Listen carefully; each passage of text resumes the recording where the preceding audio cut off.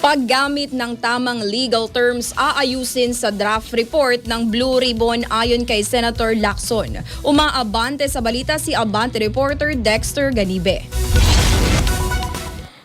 Nanindigan si Senator Panfilo Lacson na walang mababago sa substance ng draft committee report kaugnay ng investigasyon ng Senate Blue Ribbon Committee sa flood control scandal. Sabi ni Lacson na may ilang salita lang ang kailangang palitan. Halimbawa raw ang katagang charge sa report ay isang legal term na mangangahulugang sasampahan ng kaso sa korte. Papalitan na niya ito ng for further investigation dahil tanging ang DOJ o Ombudsman lang ang maaring magrekomenda na i-charge o sampahan ng reklamo o kaso ang isang dawit sa kaso. Bibigyan ng mga kasamahan sa mayorya ng kopya ng draft report para mabasa at makakalap ng lagda kung saan 11 pirma ang kailangan para makonsiderang aprobado ng komite ang report upang maisalang sa deliberasyon sa plenaryo. Sa susunod na linggo, inaasahan ni Lacson na matatalakay na ito sa plenaryo. Open for amendments naman mula sa mga kapwa-senador ang report, pero panawagan niya sa mga may gustong maisama sa rekomendasyong makasuhan o maimbestigahan pa.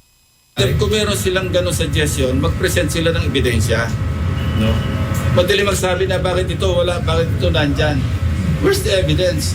We go by the evidence na nag-gather sa Blue Ribbon hearings. We cannot go beyond that. And we cannot go short of the evidence as presented. Hindi pwedeng say so, madaling mamuna eh. Bakit si Speaker ganito, bakit? Nasa ebidensya mag-present sila, they are members of the committee. Ako si Dexter Ganibe, Abante.